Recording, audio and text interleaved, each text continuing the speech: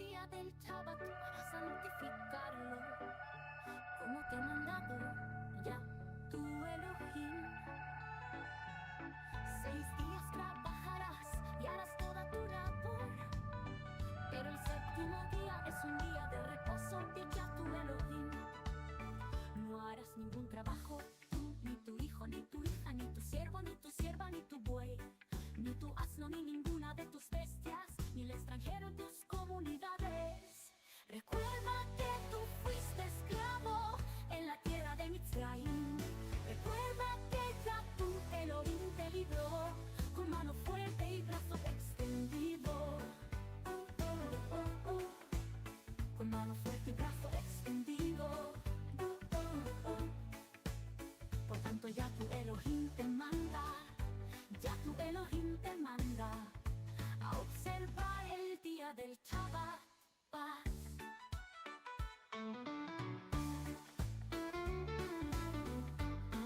Adonai, te guarde y bendiga, que extienda su amor y te muestre favor. Adonai, te mire con agrado y te dé paz. Adonai, te guarde y te bendiga, que extienda su amor y te muestre su favor. Adonai, te mire con agrado y te dé paz. Amén, amén, amén, amén, amén.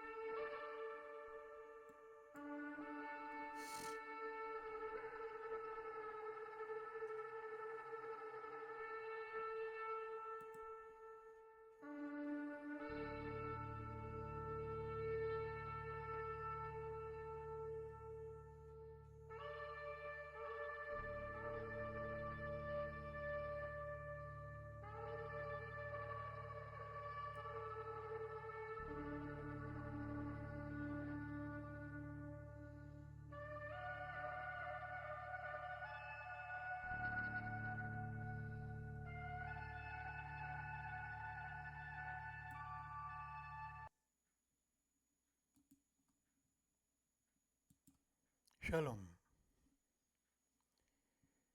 En esta ocasión tan especial que el Todopoderoso de Israel comparte con su pueblo, recordamos sus palabras en el libro de Éxodo capítulo 20 versos 8 al 11, donde nos dice lo siguiente. Recuerda el Shabbat para santificarlo. 6 días trabajarás y harás toda tu obra, pero el séptimo día es un día de reposo para el Todopoderoso tu Elohim. No hagas ningún trabajo, tú, ni tu hijo, ni tu hija, ni tu siervo, ni tu sierva, ni tu bestia, ni el extranjero que está dentro de tus puertas. Porque en 6 días hizo el Todopoderoso el cielo y la tierra, el mar y todo lo que hay en ellos, y reposó en el séptimo día. Por eso bendijo el Todopoderoso el día del Shabbat, el séptimo día, y lo declaró sagrado. Amén. Le sugerimos que ahora nos acompañe en esta corta oración. Eterno Padre, Rey Todopoderoso, Elohim de Abraham, de Isaac y de Jacob, en esta hora te pedimos paz para Jerusalén, sabiduría para los gobernantes de nuestra Tierra Santa y fuerza para los defensores de nuestra Tierra Santa. Estos marcan el principio de nuestro reconocimiento y redención. Concédele fuerza y fortaleza a los defensores de nuestra Tierra Santa. Otórgale salvación y corónalos con victoria. Extiende la paz sobre la tierra de Israel y sus habitantes para siempre. Eterno Rey, en esta hora te agradecemos por tu bondad, por tu amor paternal, por la concesión del Shabbat y su santidad. Esto nos hace memoria de la obra de tu creación. Esta es la primera entre nuestras festividades y también nos recuerda nuestra liberación de Egipto, porque al pueblo de Israel lo escogiste de entre todas las naciones para revelarle la Torá. Le concediste con amor igualmente el reposo del Shabbat. Alabado el Todopoderoso de Israel, que dio y entregó el Shabbat y la Torá. Amén. En esta ocasión vamos a intentar un breve resumen con comentarios de la porción denominada Kitetse. Significa cuando saltas. Corresponde a Deuteronomio 21:10 a Deuteronomio 25:19. Tendremos referencias al libro de Isaías y hay otras referencias. Baruch hu Adonai Havorach, Baruch Adonai Havorach le'olam v'hiyen, Baruch Adonai Havorach le'olam v'hiyen, Baruch ata Adonai, Eloheinu melech ha'olam, asher bachar benu mikol ha'amim, v'natan lanu et torato. Baruch ata Adonai, noten ha'torah. Amen.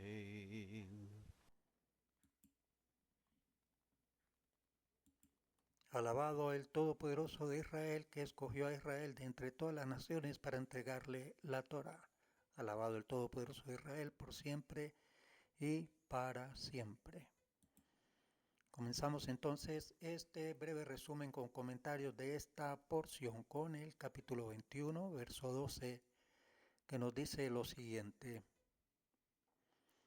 La traerás a tu casa y ella se rasurará la cabeza y dejará crecer sus uñas. Y comentamos. Si un hombre desea casarse con una prisionera que ha sido tomada en una guerra no obligatoria, tendrá que hacer que se rape y deje crecer sus uñas para que no se engañe por las apariencias físicas. Si él la sigue queriendo, a pesar de no tener un aspecto físico muy agradable, el proceso matrimonial puede continuar. En el verso 13 nos dice, también se quitará el vestido de su cautiverio, permanecerá en su casa y llorará por su padre y por su madre por todo un mes. Después de eso podrás llegarte a ella y ser su marido, y ella será tu mujer. Las hijas de los pueblos de la antigüedad se adornaban en tiempos de guerra para seducir sexualmente a sus enemigos. Por lo tanto, aquí se refiere a ropas atractivas que tenía la prisionera antes de ser capturada. El propósito de quitarlas es que el varón ya no la encuentre tan atractiva como antes. Antes de poder casarse con una prisionera de guerra, habrá que esperar un mes para que ella pueda llorar a su padre y por su madre. Esto nos enseña por un lado que el Todopoderoso está interesado en que el alma de esta mujer sea consolada antes del casamiento. También nos enseña que el Todopoderoso no quiere que el varón no tome una decisión precipitada. Ella tenía que llorar tanto tiempo para que el hombre no la vea contenta y feliz, sino poco atractiva en comparación con las propias mujeres israelitas. Un mes. La esclava puede ser comparada con Israel. Israel estuvo en Egipto. El Todopoderoso la sacó de la esclavitud del faraón. Cuando su dueño anterior había muerto, ella era libre para casarse con el Todopoderoso. Pero, como el Todopoderoso no quebranta su Torá, él tuvo que esperar como mínimo 30 días para que se pudiera casar con ella. Por eso, entre otros motivos, hubo un tiempo de espera entre la salida de Egipto y la entrega de la Ketubá, el contrato matrimonial, en el Sinaí. Verso 14 nos dice así, pero sucederá que si no te agrada, la dejarás ir donde quiera, mas ciertamente no la venderás por dinero, ni la maltratarás porque la has humillado. El propósito de este trato con esta mujer es que no sea agradable para el hombre. No es una situación ideal que él se case con ella porque puede traer consecuencias negativas en el futuro Y por esto el Todopoderoso establece estas reglas claras para que finalmente él se dé cuenta que no le conviene casarse con ella. La Torah no prohíbe este tipo de matrimonio, más bien lo desanima con estas medidas. Si el hombre se quiere casar a pesar de todo, puede hacerlo. Sin embargo, corre el riesgo que con el tiempo ella se convierta en una mujer aborrecida, según los siguientes versículos. Eventualmente nazca un hijo rebelde de su matrimonio, según los versículos que siguen luego. La madre del rebelde Al-Shalom, por ejemplo, era una gentil cautiva de guerra que el rey David había capturado. 15 al 16. No puede hacer él hacer primogénito al hijo de la amada, con preferencia al hijo de la aborrecida. El día que reparta lo que tiene entre sus hijos, no puede él hacer primogénito al hijo de la amada, con preferencia al hijo de la aborrecida, aunque sea el primogénito. Esto nos enseña que cuando Jacob dio la primogenitura a los hijos de Yosef, que era el hijo de su mujer preferida, no lo hizo por causa de su amor por Rachel, sino por otros motivos. Rubén perdió su primogenitura por su pecado de adulterio. Shimón y Leví perdieron a su vez la oportunidad de obtenerla por su violencia en la ciudad de Shechem. Yehudá recibió una bendición especial, pero la primogenitura pasó a los hijos de Yosef por revelación profética. Confirme esto en Primera de Crónicas 5, 1 al 2.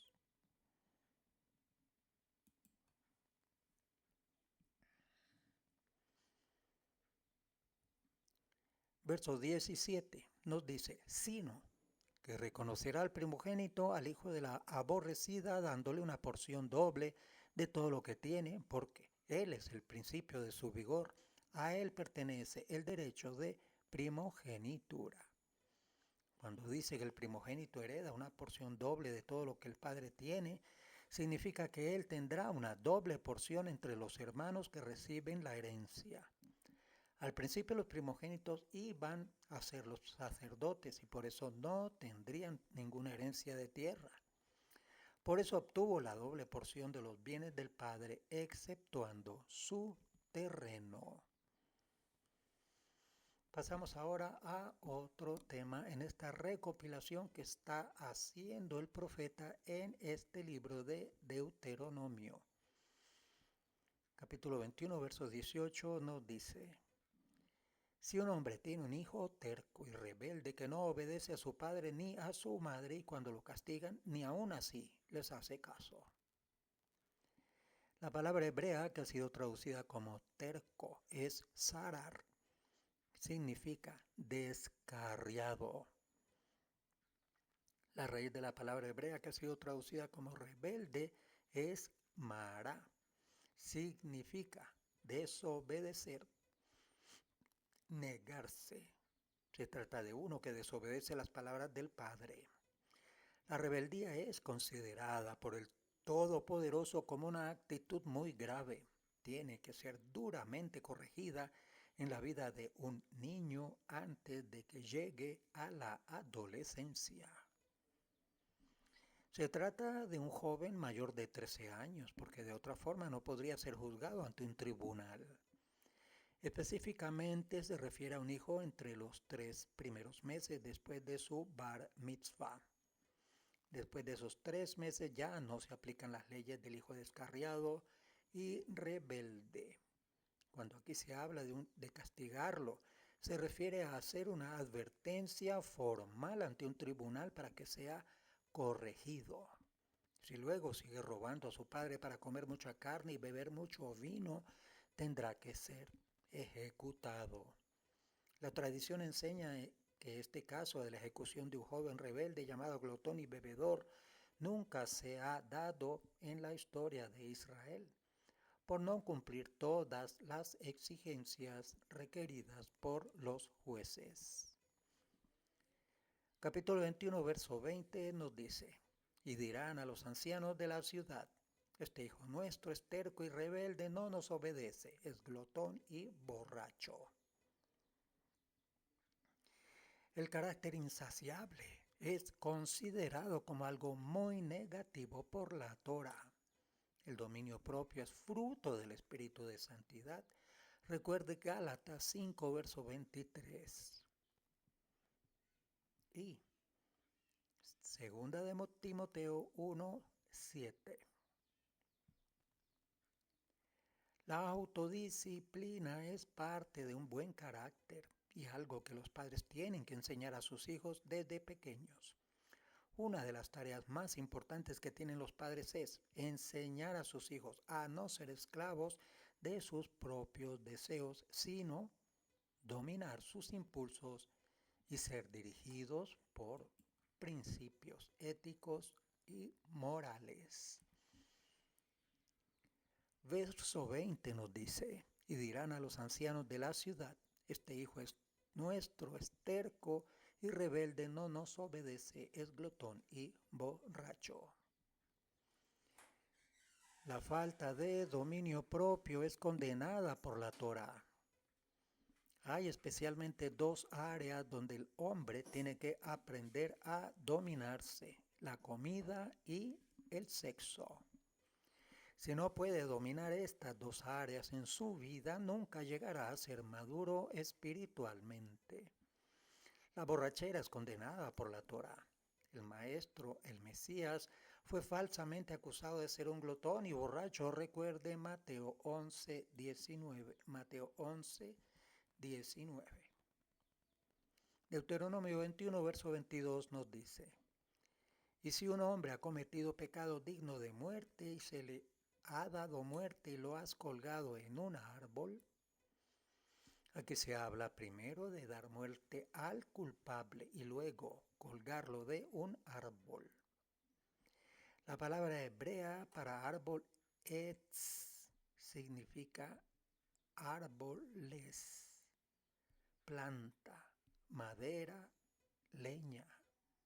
De aquí aprendemos que el Mesías pudo haber sido colgado en un árbol según Gálatas 3:13. Gálatas 3:13. 23. Su cuerpo no colgará del árbol durante la noche, sino que ciertamente lo enterrarás el mismo día. Pues colgado es maldito de Elohim, para que no contamines la tierra que el Todopoderoso tu Elohim te da en heredad. Este mandamiento se aplica a todos los muertos en Israel. Hay que enterrarlos el mismo día cuando mueren. Solo se puede demorar el entierro si el hecho de esperar un día más da honra al muerto. Si las leyes de un país en la diáspora prohíbe que se entierre el mismo día, hay que respetar esas leyes. Sin embargo, es considerado una deshonra para el muerto dilatar el tiempo hasta ser sembrado en la tierra para que pueda resucitar. También es considerado una deshonra dejar al muerto solo, sin atención, el cadáver, solo sin atención. 23. Su cuerpo no colgará del árbol durante la noche, sino que ciertamente lo enterrarás el mismo día. En este texto encontramos una evidencia de que el día termina con la caída del sol, no a la medianoche o por la mañana. Dice el texto, para que no contamines la tierra. La tierra se contamina por un cadáver que ha sido colgado sobre un madero si no es enterrado el mismo día. Pasamos al capítulo 22, verso 1, nos dice, no verás extraviado el buey de tu hermano o su oveja, sin que te ocupes de ellas, sin falta los llevarás a tu hermano. Cambiamos de tema ahora y vamos a ver este texto acerca de la propiedad y las relaciones entre las personas. Si encuentras algo por allí que no es tuyo, no tienes el derecho de apropiarte de eso. Si sabes de quién es o Si tienes la posibilidad de hacer una búsqueda para saber quién es el dueño de la cosa perdida, tienes la obligación de buscar a la persona y devolver el objeto o el animal perdido. Si no sabes de quién es, podrás guardar la cosa o el animal hasta que alguien pregunte por ello. Entonces tendrás que devolverlo. Esto nos enseña acerca de la importancia que la Torá tiene por el derecho de propiedad privada. Es muy importante no apropiarse de los bienes ajenos. Cualquier forma de apropiación de bienes ajenos es un hurto, inclusive el tiempo. Verso 2. Y si tu hermano no está cerca de ti o si no lo conoces, entonces lo traerás a tu casa. Estará contigo hasta que tu hermano lo busque. Entonces se lo devolverás. Si es un animal que come y produce, debe producir y comer. Pero si es objeto que no produce o come, debe ser vendido. El dinero se guarda y luego se le entrega al dueño del objeto. Así, el que extravió el objeto no pierde nada si es un objeto que se deteriora con el tiempo. Verso 3. Así harás con su asno y asimismo harás con su vestido. Lo mismo harás con cualquier cosa perdida que tu hermano haya perdido y que tú halles. No te es permitido esconderse. De aquí se saca la idea de poner una señal o una nota para que la persona pueda encontrar al que ha encontrado lo perdido. En el tiempo del segundo templo había un lugar fuera de Jerusalén donde la gente podía entregar y retirar objetos perdidos. Después de la destrucción del templo, se anunciaban los bienes perdidos en las sinagogas y en las casas de estudio. Este principio puede ser encontrado también en algunos países donde la Torá ha tenido influencia sobre la conciencia de la población, de modo que el nivel de honestidad sea alto. Es costumbre entregar un poco de dinero a la persona que encontró el objeto, como una remuneración por su honestidad y modestia. Otro tema aquí en el verso 5. La mujer no vestirá de hombre, ni el hombre se pondrá ropa de mujer, porque cualquiera que hace esto es abominación al Todopoderoso, tu Elohim. En primer lugar, se habla de una inclinación travestí. La prohibición solo es cuando la intención es cometer una inmoralidad sexual. Es una abominación para el Todopoderoso. En el judaísmo ortodoxo, no se permite a la mujer llevar pantalones en el judaísmo ortodoxo. Es buena costumbre que las mujeres no usen pantalones fuera de su casa y si lo hacen deben llevar una falda por encima o tener un pantalón falda. 6 al 7. Si encuentras un nido de pájaros por el camino en un árbol o en la tierra con polluelos o con huevos, y la madre echada sobre los polluelos o sobre los huevos, no tomarás la madre con los hijos. Sin falta dejarás ir a la madre, mas a los hijos los puedes tomar para ti, para que te vaya bien y prolongas tus días. Esta promesa se encuentra en mandamientos considerados como más importantes. De aquí los rabinos sacaron la enseñanza de que no se sabe si un mandamiento es grande o pequeño. Si cumples este pequeño mandamiento, tendrás una recompensa grande, dice allá al final del verso, para que te vaya bien y prolongues tus días. Así que es lo mejor es cumplir todos los mandamientos, porque uno no sabe qué recompensa hay en cada uno de ellos. La Torá promete larga vida al que no trata a los animales con crueldad. La crueldad acorta nuestras vidas. El Todopoderoso nos creó sensibles a los animales débiles y a las cosas creadas que son frágiles. La naturaleza nos enseña que si somos duros en el trato con ella, vamos a salir perdiendo. Si no regamos las plantas, se mueren. Si no damos de comer a las gallinas, pues no van a dar huevos. Si somos sensibles a la naturaleza, especialmente a los animales, nos irá bien y tendremos larga vida. Verso 8, otro tema. Cuando edifiques casa nueva, le harás un muro a tu azotea, para que no traigas culpa de sangre sobre tu casa si alguno se cayera de ella. El que cuida el precepto de hacer huir la madre de su casa antes de tomar los huevos, en cuanto al tema anterior, será bendecido para poder construir una casa. Y en este verso 8 vemos un mandamiento que habla a favor de la protección de la vida humana. De aquí se sacan muchas aplicaciones. No habla solamente de una casa, sino de tomar medidas para proteger al ser humano en todos los aspectos. Poner vallas, señales de tráfico en las carreteras, tapar los agujeros de los enchufes para que los niños no metan los dedos allí y otras medidas de protección. En otro tema vemos el verso 9 lo siguiente. No sembrarás tu viña con 2 clases de semilla, no sea que todo el fruto de la semilla que hayas sembrado y el producto de la viña queden vedados.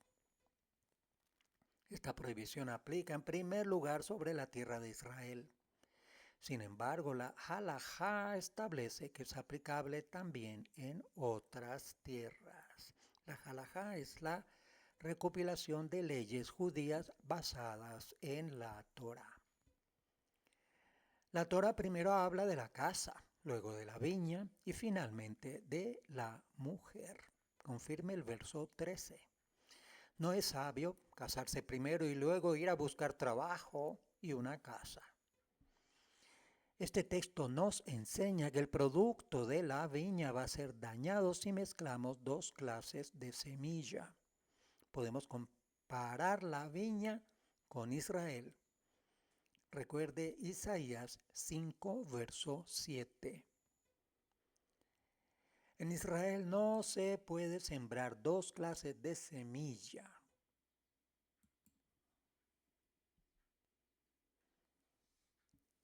Los hombres, Génesis 15, 5. Simiente en hebreo es zera, significa también semilla. La mala semilla son los pueblos paganos que no pueden ser sembrados en el pueblo de Israel para que el pueblo no sea estropeado. Un israelita no tiene el derecho de casarse con una persona de otros pueblos que no se hayan convertido al pueblo israelita. La asimilación eventualmente destruye al pueblo consagrado. En segundo lugar, la Torá. Confirme Lucas 8:15. La mala semilla puede ser una enseñanza de origen maligno, por ejemplo. No podemos mezclar paganismo con la cultura de la Torá para que Israel no sufra daño.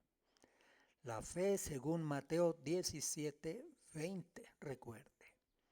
La fe no puede mezclarse con temor o con duda. Esto es contraproducente. En otro tema, en el verso 10, vemos lo siguiente. No ararás con buey y asno juntos. Podemos hablar aquí de la protección de los animales, tanto para que no se dañen cuando trabajen juntos, como para que no se mezclen. La mezcla entre especies está prohibida. Antes del diluvio fueron mezclados especies de animales. Al final dice que toda carne, no solamente los hombres, estaba corrompida. Recuerde Génesis 6:12. Podemos comparar el buey con los líderes que trabajan en las congregaciones. En 1 Corintios 9, del 9 al 11, se hace la comparación de un líder con un buey. No es bueno poner diferentes líderes en una keilá, en una congregación, con visiones diferentes y que no estén unidos en un mismo criterio, en una misma doctrina. No se puede permitir el liderazgo que no tenga el espíritu del Mesías, haya nacido de nuevo y guarde la Torá. Verso 11 nos dice, no vestirás ropa de material mezclado de lana y lino. Las dos clases de lino no pueden ser rastrilladas, hiladas o trenzadas juntas. Solo se aplica a la mezcla de lana y lino. El origen de la lana es de un animal puro.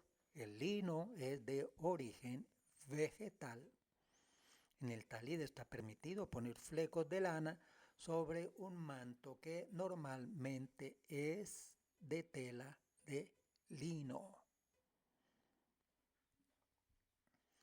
Estas prohibiciones de mezclas en los tres niveles, mezclas en el suelo, como el ejemplo de las semillas, mezclas en los animales, como el cruce entre varias especies, y mezclas en la ropa, como lo vemos allí en el verso 11, nos enseñan que tenemos que ser cuidadosos en no traspasar los límites que la Torá marca, ni mezclar conceptos entre ellos o enseñanzas entre ellos, sino marcar bien la diferencia entre una cosa y otra.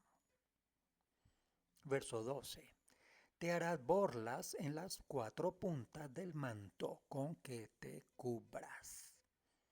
Nota, de esto aprendemos que las tzitziot, flecos, solo pueden ser colocadas en una prenda rectangular para que se pueda cumplir este mandamiento. Nos dice allí 4 puntas del manto. La Torá utiliza 3 palabras cuando habla de flecos. Tzitzit, petil. Esta palabra petil aparece en Números 15, 38 al 39 y la otra palabra para flecos, gedilim. Esta aparece en Deuteronomio 22, 17.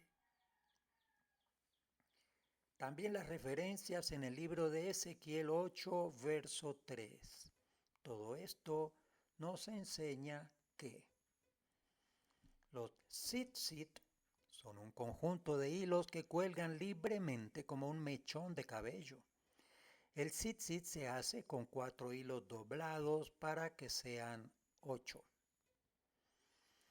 Petil. Petil significa unido, torcido. Se puede entender de diferentes maneras. Una hebra trenzada, enrollamiento, 2 hebras entrelazadas entre sí y un hilo doble. La palabra gedil significa pelos o hilos unidos entre sí en forma de trenza o cuerda. El gedil son 2 hilos. Gedilim, plural, son 4 hilos como mínimo.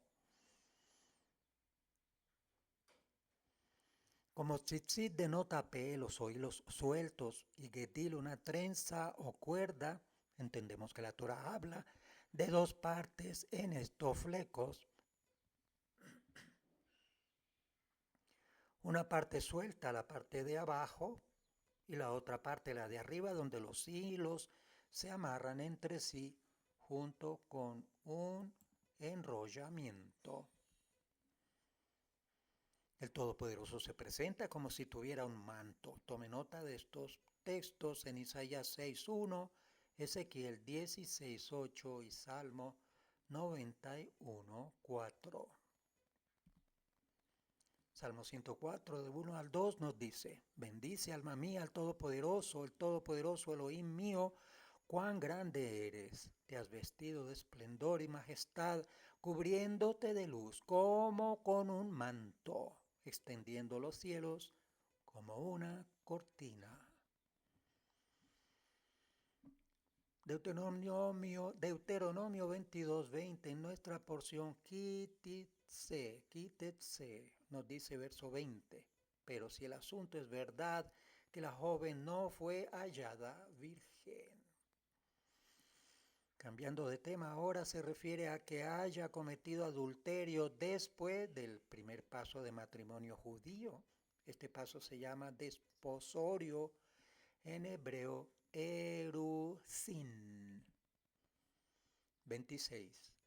No harás nada a la joven, no hay en la joven pecado digno de muerte, porque como cuando un hombre se levanta contra su vecino y lo mata, así es este caso. La violación es comparada con un asesinato. El daño que un hombre hace contra una mujer cuando la viola es comparado con la pérdida de la vida. Disculpen. Pasamos al capítulo Deuteronomio 23, verso 1. Ninguno que haya sido castrado o que tenga cortado su miembro viril entrará en la asamblea del Todopoderoso. Castrado es uno que tiene los testículos dañados o aplastados.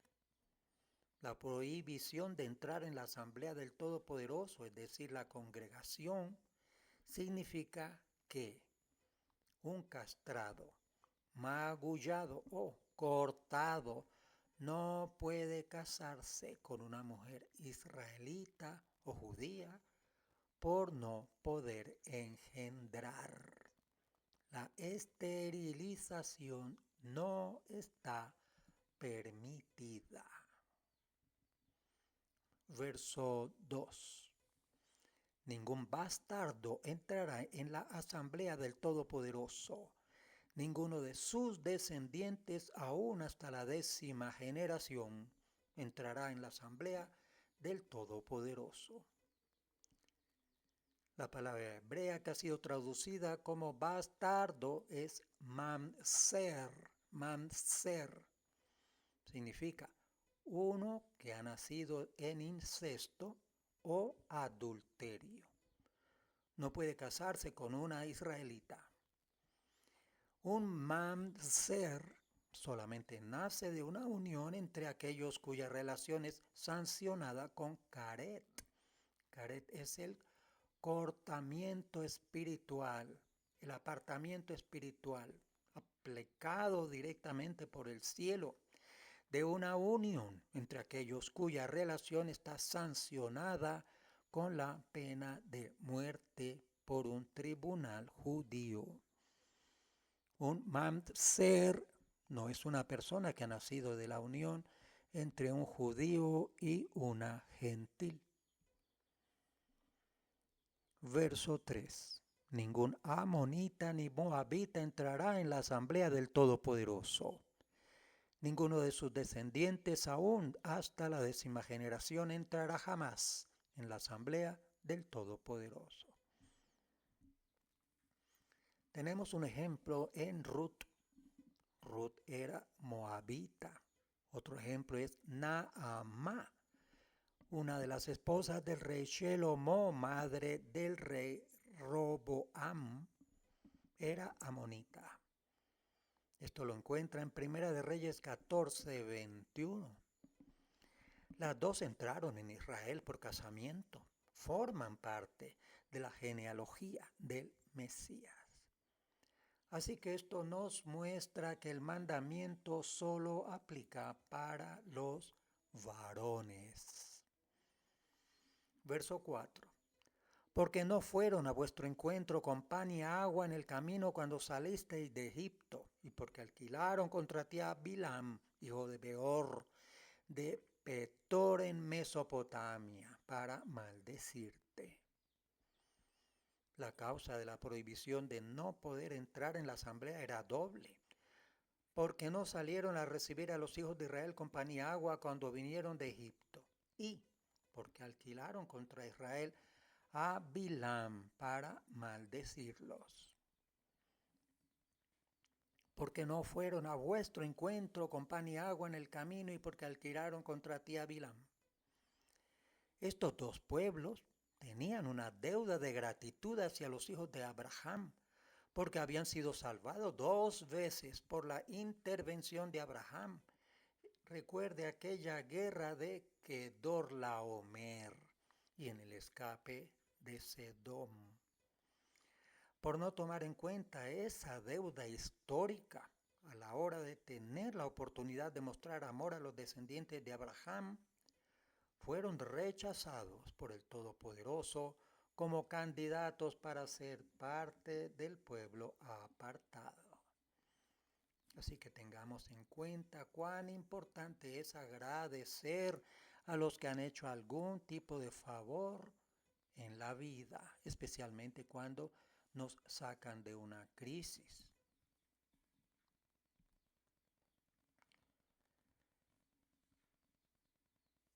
Como el rey David fue cuestionado como legítimo heredero del reino por el hecho de que su tatarabuela era moabita, de la misma manera el Mesías ha sido cuestionado como heredero legítimo del trono de David.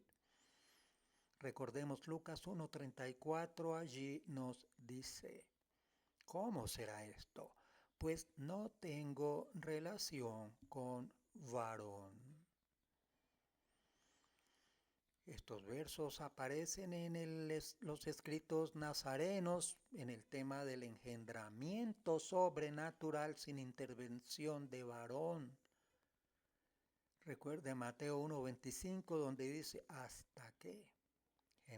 Génesis 3:15 habla de la simiente de la mujer. En el Salmo 69:8 recordamos lo siguiente: me he convertido en extraño para mis hermanos y en extranjero para los hijos de mi madre.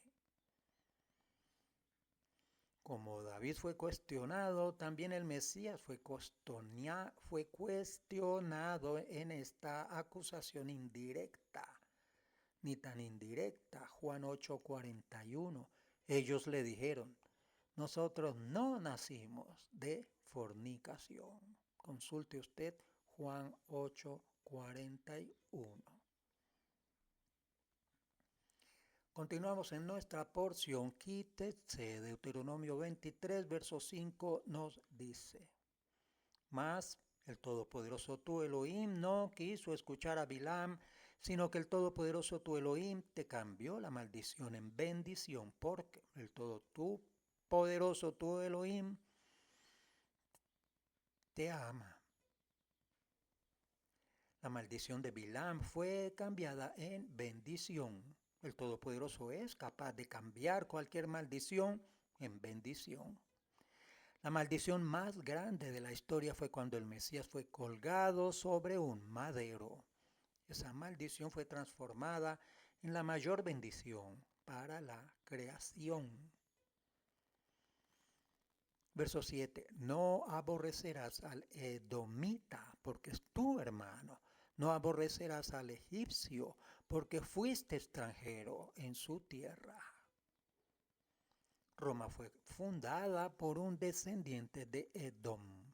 Así que el edomita puede ser entendido como una persona con algún tipo de afinidad a la doctrina israelita. Los israelitas y judíos no pueden aborrecer a estas personas por mucho daño que nos hagan hecho y que les hagan hecho. Muchos de los cristianos, por ejemplo, algunos pueden tener el espíritu del Mesías, aunque no tengan todos los temas con la suficiente claridad. Verso 8. Los hijos de la tercera generación que les nazcan podrán entrar en la asamblea del Todopoderoso. Se deduce entonces que aquel que haga pecar a un hombre le causa más mal que aquel que le mata, pues el asesino no causa sino la muerte en este mundo, mientras que el seductor le excluye de este mundo y del mundo futuro. Así Edom, que ha salido a su encuentro con la espada en alto, no sería acreedor a su odio, ni tampoco los egipcios, que los han ahogado, pero sus seductores sí lo serán. Verso 9. Cuando salgas como ejército contra tus enemigos, te guardarás de toda cosa mala. Este texto trata con una situación específica en tiempos de guerra. La Shejinah, la presencia del Todopoderoso, tiene que estar presente en el ejército de Israel para que pueda vencer sobre sus enemigos. Las guerras de Israel dependen de la presencia divina. Para que esta Shejinah pueda manifestarse, el ejército tiene que vivir en un nivel alto de santidad, lo cual incluye pureza ritual y también pureza física. En este caso mencionado como cosa mala, la impureza ritual, causada por derramamiento seminal o por excrementos dentro del campamento. Para que el Todopoderoso pueda librarnos de los peligros, tenemos que vivir vidas intachables, no alcanzables para el adversario. La santidad es la mejor defensa que tenemos. La maldad abre brecha en la defensa espiritual que rodea a los justos. Por lo tanto, cuando hay luchas en nuestras vidas, tenemos que cuidarnos de una manera especial para que el enemigo no tenga motivos para acusarnos y dañarnos. Si permitimos que el mal entre entre nosotros, no vamos a poder vencer en los enfrentamientos con nuestros enemigos, ni los visibles ni los invisibles. Recuerde Efesios 6:12. Porque nuestra lucha no es contra sangre y carne, sino contra principados, contra potestades, contra los poderes de este mundo de tinieblas, contra las huestes espirituales de maldad en las regiones celestiales. Deuteronomio 23, verso 11 nos dice: pero al llegar la tarde se bañará con agua y cuando se ponga el sol podrá entrar de nuevo al campamento. Nota, significa que deberá sumergirse en una mikve cerca de la puesta del sol. Verso 12, tendrás también un lugar fuera del campamento y saldrás allí. Fuera del campamento tenía que haber un lugar de letrina donde los soldados podían hacer sus necesidades. Pero había reglas específicas de higiene que había que seguir para que la presencia divina no se molestara con cosas desagradables. Verso 13. Y tendrás entre tus herramientas una pala, y cuando te sientes allá afuera, cavarás con ella y te darás vuelta para cubrir tu excremento. La palabra hebrea ha sido traducida como herramientas, significa arma. Vemos que la Torá cubre todas las áreas de la vida humana, inclusive el momento de ir al baño. Hay mandamiento inclusive para ese momento. A nuestro Padre no se le escapa nada. Nos instruye en los detalles más íntimos de nuestra vida para que actuemos siempre de manera correcta y nos da la oportunidad de servirle por medio de la vida práctica diaria. Cambiamos de tema aquí en el verso 15 y nos dice: no entregarás a su amo, un esclavo, que venga a ti, huyendo de su señor. Aquí se trata de un amo pagano que huye de su señor desde el extranjero para refugiarse en la tierra de Israel. No se puede devolver a su amo. En el caso de Onésimo, por ejemplo, no aplica, porque él no huyó del extranjero para refugiarse en la tierra de Israel. Por lo tanto, el discípulo Shaul lo devolvió a su amo. Recuerde Filemón 10, verso 17. La palabra hebrea que ha sido traducida como amo o señor es Adonai. Aleph, Dalet, Nun, Yud y Vav. Literalmente significa sus señores, porque la letra Yud denota pluralidad. Vemos cómo una sola persona puede ser referida por la Torá en plural. Esto es típico en cuanto a los dueños de los esclavos. Esto nos enseña que cuando se trata de una autoridad considerable se emplea la forma plural, no para referirse a varias personas, sino a la autoridad grande que tenga esa persona. Lo mismo sucede con las palabras Adonai y Elohim. Ambas son plural, pero no habla de varias personas, sino, para nuestro caso, Adonai nos habla de aquel que es uno y que tiene toda autoridad. En otro tema, en el verso 17 nos dice: ninguna de las hijas de Israel será ramera de culto pagano, tampoco ninguno de los hijos de Israel será sodomita de culto pagano. En el culto pagano se hacían estos cultos por medio de ciertos comportamientos de jóvenes, hombres y mujeres. Esto nos enseña que cuando se trata de una autoridad considerable, en el caso del tema que veníamos hablando, Adonai, no se refiere a varias personas, sino a la autoridad de esa persona.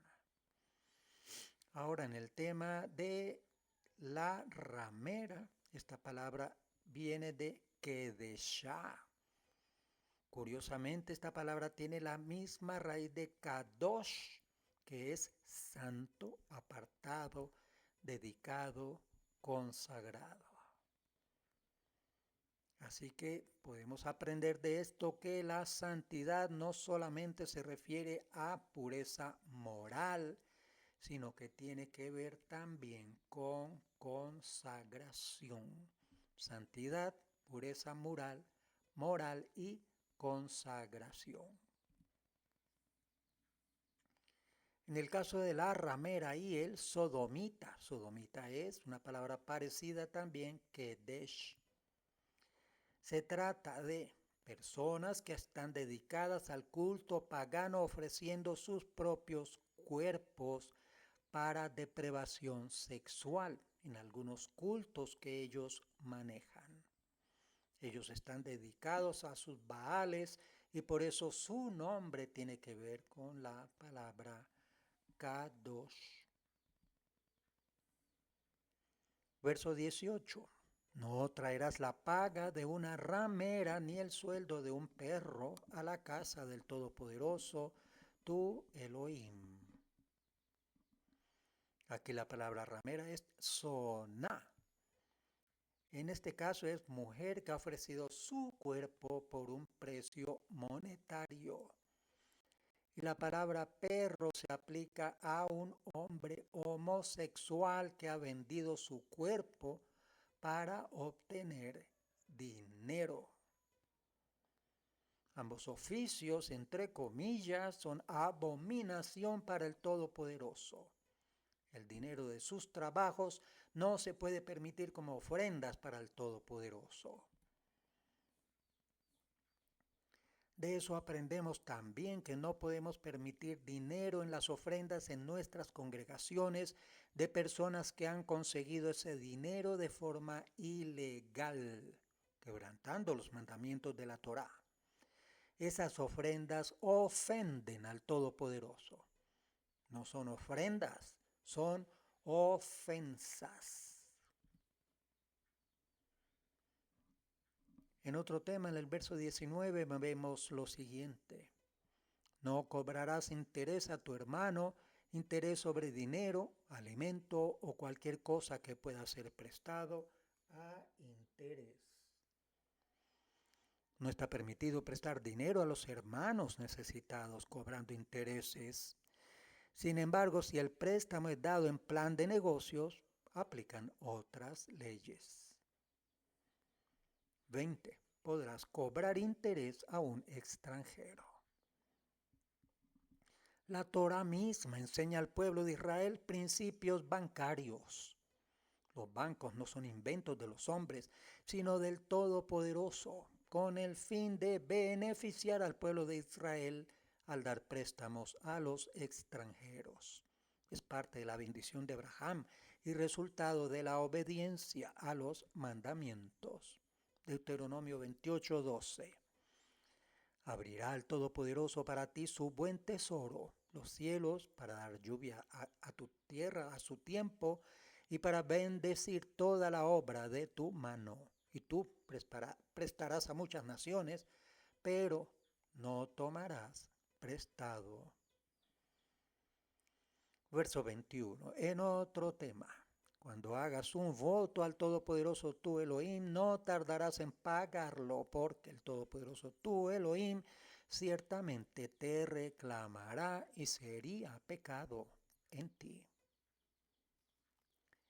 Aquí se trata de votos de ofrendas. Pueden ser animales, dinero, o objetos de valor, o la dedicación de una persona.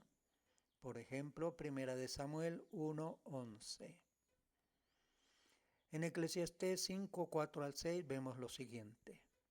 Cuando haces un voto a Elohim, no tardes en cumplirlo, porque Él no se deleita en los necios. El voto que haces, cúmplelo. Es mejor que no hagas votos, o a que hagas votos y no los cumplas. No permitas que en tu boca te haga pecar, y no digas delante del mensajero que fue un error. ¿Por qué ha de enojarse Elohim a causa de tu voz y destruir la obra de tus manos? Las obras de nuestras manos sufrirán destrucción si no cumplimos las promesas que han salido de nuestras bocas.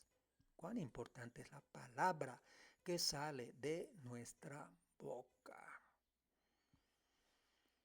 En otro tema, en el verso 24 y 25 nos dice: cuando entres en la viña de tu prójimo, entonces podrás comer las uvas que desees hasta saciarte, pero no pondrás ninguna en tu cesto.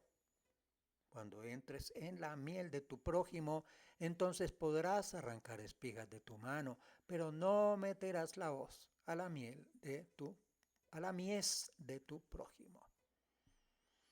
Esto solo aplica a los obreros. Ellos podrán comer uvas y espigas en las pausas durante el día de trabajo. Otros no tienen permiso de entrar en los campos de los demás y comer. Un obrero que come de las uvas cuando trabaja rinde mejor en su trabajo. Y así esta legislación también beneficia al propietario de la viña. Pero recordemos este pasaje de Mateo 12, 1 al 8, allí nos dice: por aquel tiempo el Mesías pasó por entre los sembrados en un Shabbat. Sus discípulos tuvieron hambre y empezaron a arrancar espigas y comer. Cuando lo vieron los fariseos le dijeron: mira, tus discípulos hacen lo que no es lícito hacer en Shabbat. Los discípulos del Mesías estaban arrancando espigas al pasar por un campo sembrado, y fue en Shabbat. Arrancaron espigas para saciar su hambre. Es probable que estaban yendo o saliendo de una sinagoga. Este hecho fue criticado por algunos fariseos que lo consideraban como una violación de Shabbat. Los discípulos tenían hambre en Shabbat, cogieron espigas en un campo. Por la regla de Kal Vajomer, un argumento de mayor peso. El Mesías permitió que el Shabbat fuera quebrantado al arrancar espigas para saciar el hambre. El hambre es más importante. Saciar el hambre. Bien. Capítulo 24, verso 1 nos dice: cuando alguno toma una mujer y se casa con ella, si sucede que no le es agradable porque ha encontrado algo reprochable en ella y la escribe certificado de divorcio, lo pone en su mano y la despide de su casa. Un matrimonio judío solo es válido si se hace bajo una jupá. De la misma manera, un divorcio judío solo es válido si se hace con un get, la carta de divorcio. En el tiempo del Segundo Templo había dos interpretaciones principales de la palabra reprochable. En hebreo es ervá, significa desnudez, desgracia, defecto, de indecencia, inmundicia, confusión, descubierto, vergüenza, impureza, promiscuidad. La palabra ervá.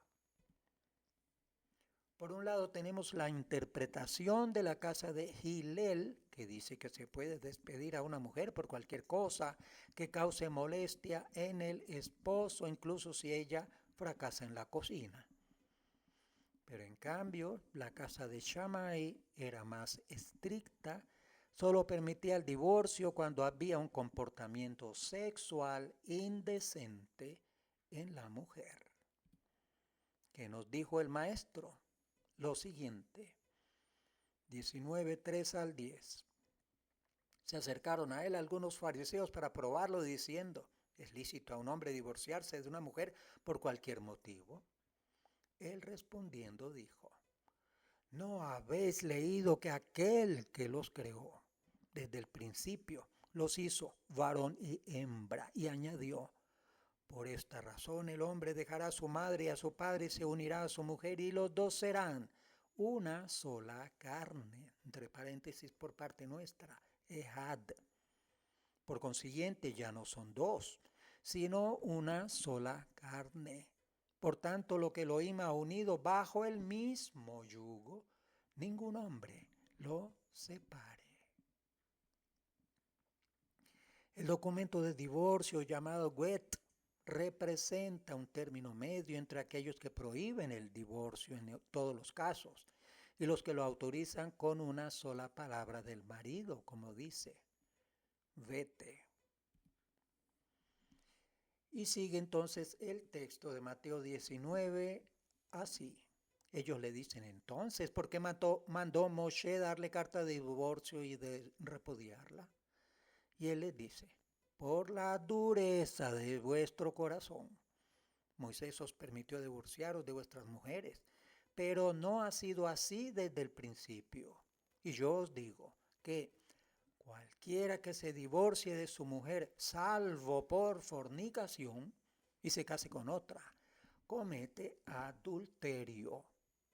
Los discípulos dicen: si así es la relación del hombre con su mujer, no conviene casarse. Vemos aquí cómo el Mesías entra en esa discusión que había entre la casa de Hillel y la casa de Shammai, dando razón a la interpretación de Shammai. Podemos sacar varias conclusiones de este texto. 1. El divorcio no es el plan original del Todopoderoso para el ser humano. 2. El divorcio fue permitido por el Todopoderoso, pero no ordenado. 3. El Todopoderoso permitió el divorcio por causa de la dureza del corazón del hombre y la mujer.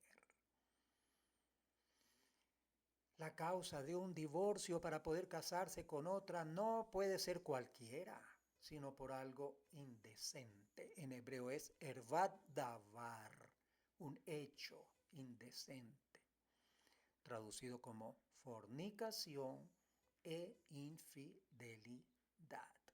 Vemos en Mateo 19:9, ha encontrado algo reprochable en ella. Recordemos que en un matrimonio algo reprochable, lo más grave puede ser la infidelidad. Hervat davar, alguna cosa reprochable, promiscuidad. Es la clave de esta discusión, la discusión por una palabra que puede tener varias connotaciones. La pregunta que le hicieron al maestro fue: ¿es lícito al hombre repudiar a su mujer por cualquier causa? Entonces Hillel entiende la expresión hervat davar como cualquier causa. El maestro contesta que hervat davar no significa cualquier cosa o cualquier causa, sino que tiene que ver con algún acto sexual en ella, traducido como fornicación. Pero si ella hubiera cometido adulterio durante el tiempo de desposorio, tendría que ser apedreada, no despedida en el divorcio. Eso lo encuentra en Deuteronomio, tome nota por favor, muy importante, Deuteronomio 22, 20 al 24 y Levítico 20, verso 10. La Torá no puede tener dos legislaciones diferentes para un mismo delito. La despedida de una mujer tiene que ser por un acto oficial de entrega de una carta de divorcio. Ya vimos que esa palabra es get o get. Esto le devuelve a la mujer el estado de no casada. Por lo tanto, tiene el derecho de casarse de nuevo con otro varón. Concluyamos pues que la expresión hervat davar en el capítulo 24 no se refiere ni a cualquier conducta desagradable de la mujer según el capricho del hombre, ni a la fornicación anterior al matrimonio o al adulterio durante el desposorio o el matrimonio, sino a un comportamiento sexual de la mujer muy desagradable para el esposo, de la misma manera que el excremento puesto en el suelo dentro o cerca del campamento de guerra santo. Estos causarían disgusto a la presencia divina. Así que, según la enseñanza del Mesías en Mateo 19, allí que nos explica él mismo el texto de Deuteronomio 24, el divorcio está permitido por causa de las personas con corazones duros. Cuando existe algún tipo de comportamiento causado por perversión sexual muy desagradable en el esposo. Un divorcio oficial con entrega del documento legal da derecho a casarse de nuevo con otra persona.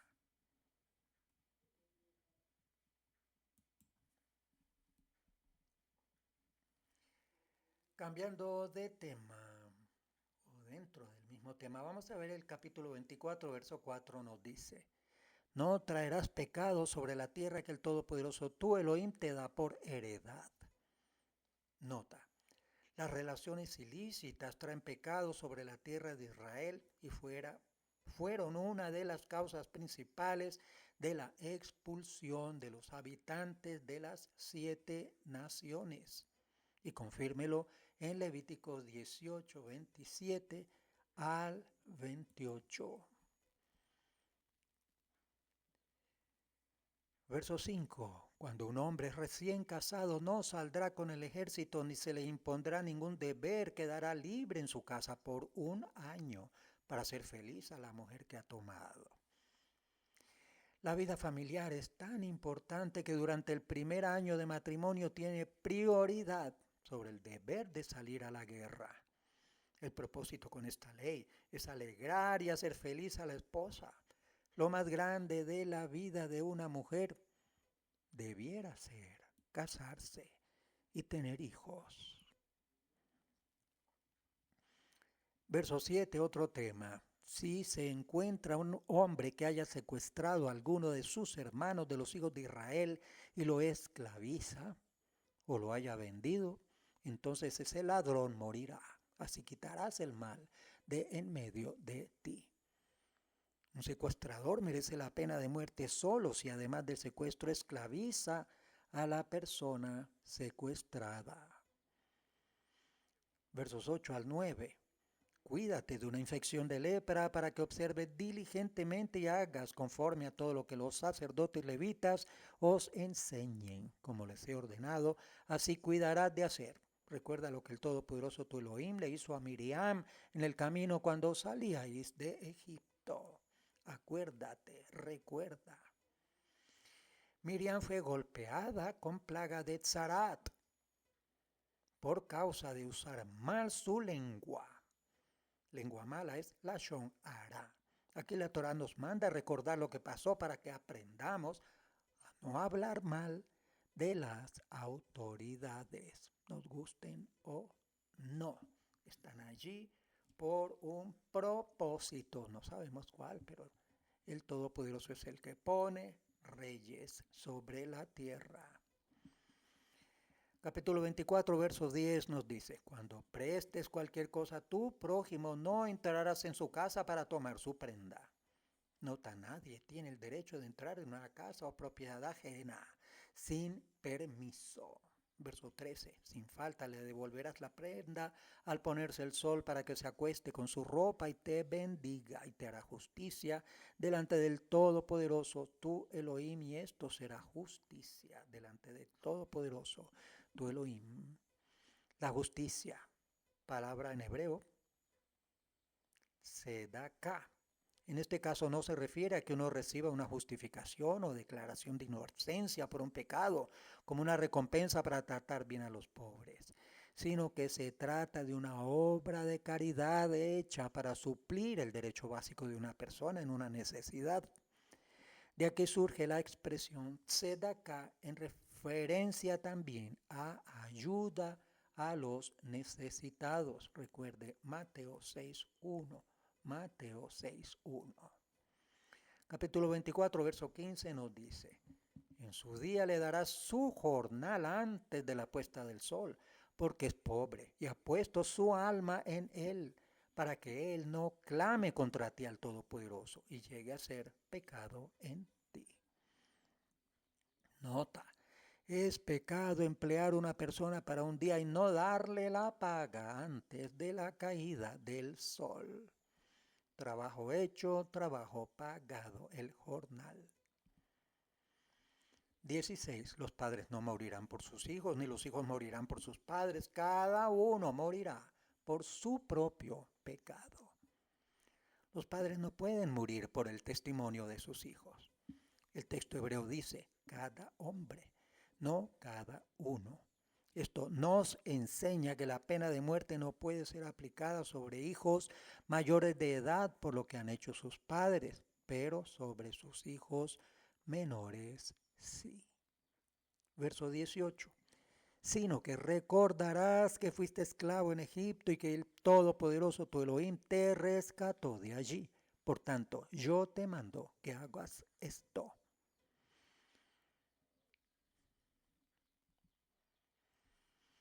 Este es uno de los 10 recuerdos diarios de los cuales habla el Tanaj.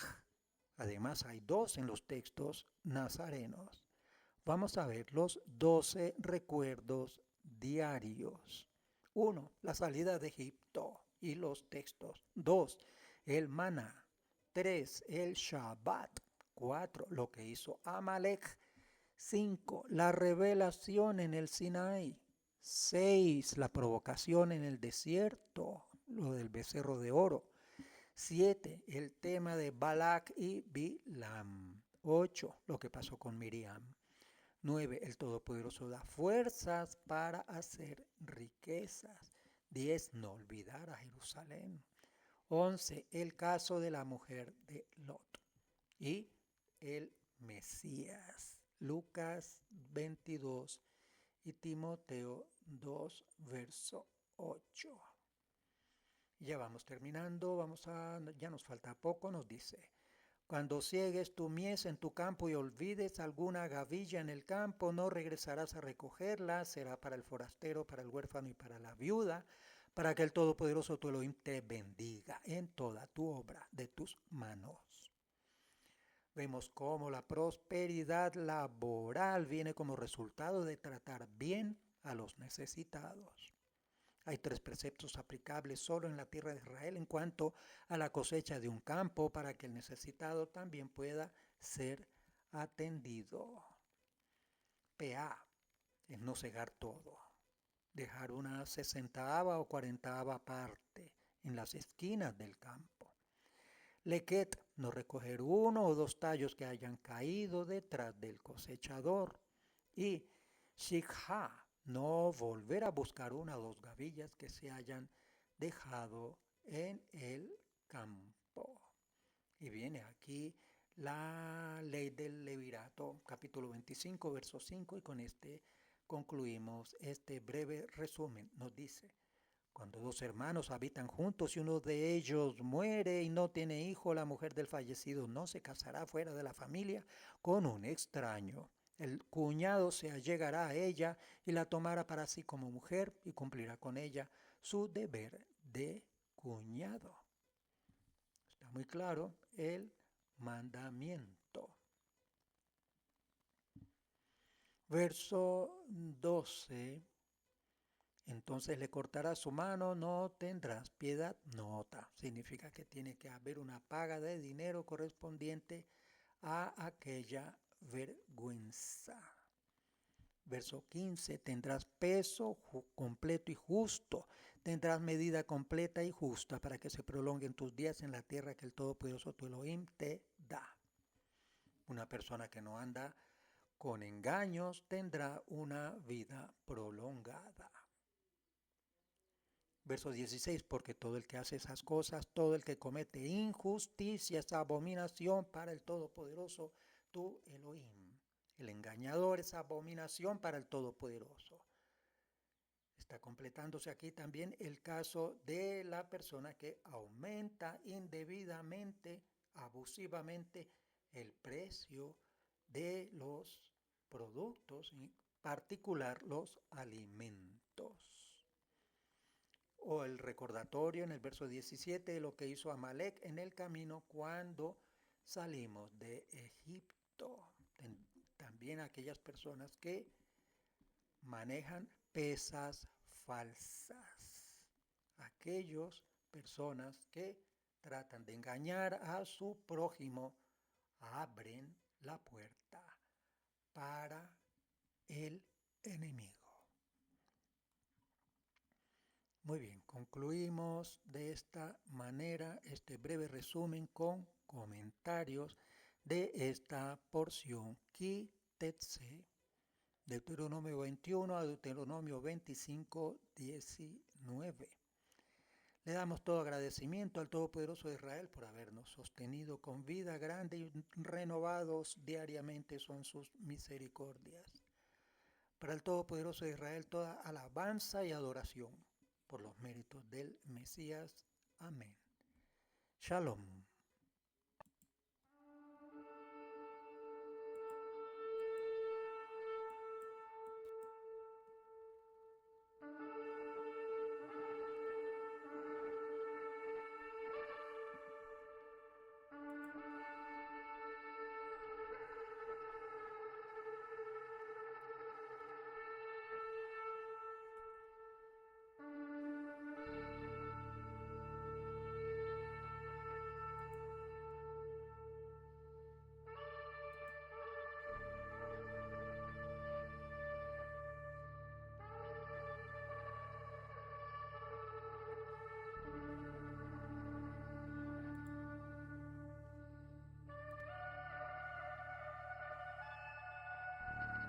Observa el día del Shabbat para santificarlo, como te ha mandado ya tu Elohim. 6 días trabajarás y harás toda tu labor, pero el 7º día es un día de reposo, dicha tu Elohim. No harás ningún trabajo, tú, ni tu hijo, ni tu hija, ni tu siervo, ni tu sierva, ni tu buey, ni tu asno, ni ninguna de tus bestias, ni el extranjero en tus comunidades.